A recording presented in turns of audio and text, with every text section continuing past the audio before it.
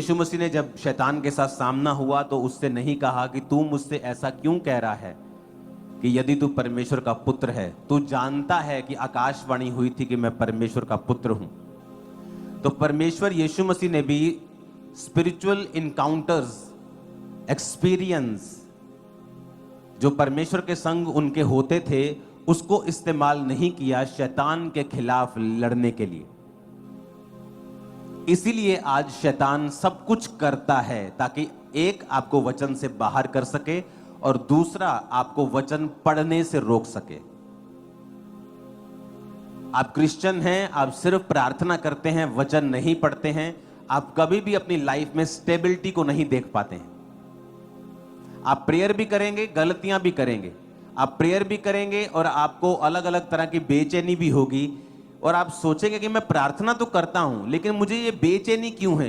क्योंकि वचन ना पढ़ने के कारण आपकी जो सोल है, आपकी जो स्पिरिट है, वो भूखी रहती है, वो स्टार्व करती है, वो कमजोर होती है।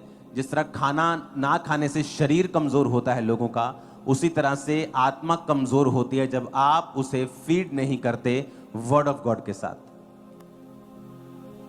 एक गाड़ी में ऑयल होता है, तेल होता है, डीजल होता है, पेट्रोल होता है, इलेक्ट्रिसिटी होती है जो गाड़ी को चलाती है, लेकिन उसमें एक मोबिलाइल भी होता है, इंजन ऑयल होता है जो उसको ठंडा रखता है। तो प्रार्थना एक फ्यूल की तरह है जिसके बिना गाड़ी चल नहीं सकती, लेकिन वचन पढ़ना उस इंजन ऑयल की तरह है कि अगर आप उसे नहीं डालेंगे तो गाड़ी जल जाएगी। इसलिए लोग गलतियां करते हैं अपनी लाइफ में क्योंकि वो वचन के साथ जुड़े हुए नहीं हैं। इसलिए आप जो कुछ भी करें, हमेशा अगर आपको प्रार्थना भी करनी है तो एक रूल, एक नियम बनाएं कि प्रार्थना करने से पहले आपको आधा पौना घंटा, आधा घंटा, 20 मिनट, आधा घंटा कम से कम आप बाइबल जरूर पढ़ें।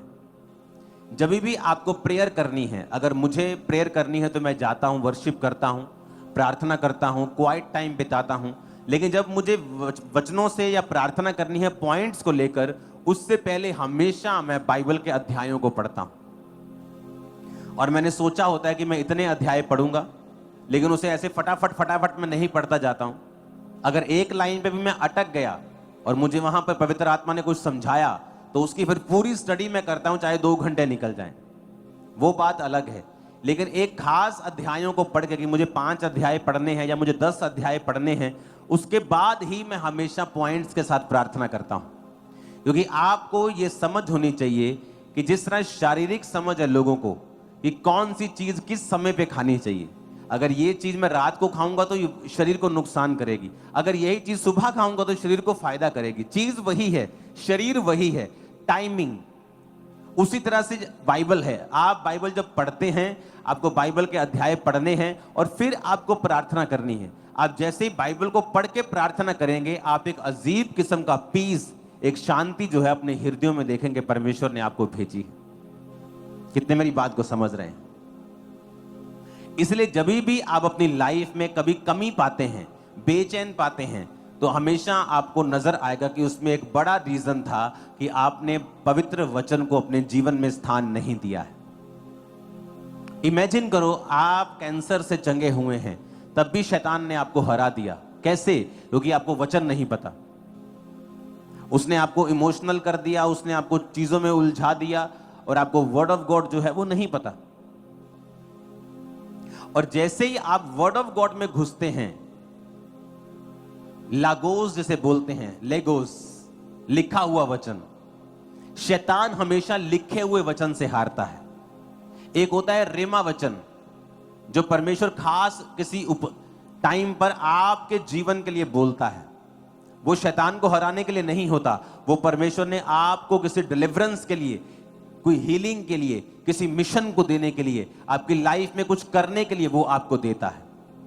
जिस तरह पतरस को परमेश्वर ने कहा, पतरस ने कहा प्रभु अगर तू ही पानी पे चल रहा है तो मुझे आज्ञा दे, तो परमेश्वर ने कहा हाँ पतरस आ जा। आपको ये बात समझ आनी चाहिए कि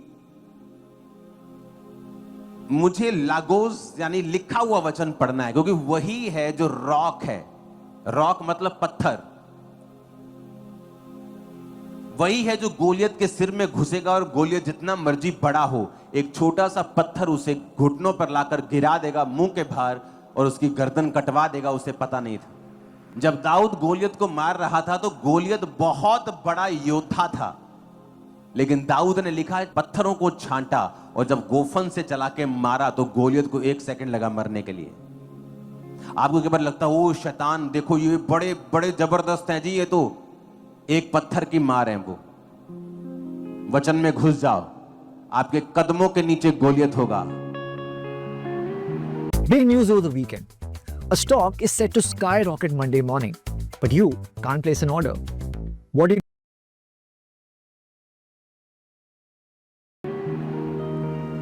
वचन से हारेंगे, जब भी शैतान और शैतानी एजेंट हारेंगे, वचन से हारेंगे।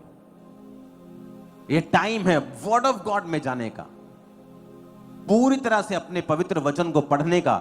ये आपका डिफेंस है, ये मेरा डिफेंस है। गोलियत हंसा, कहता तू क्या कर लेगा, तुझे दिखता नहीं मैं कितना बड़ा योद्धा हूं।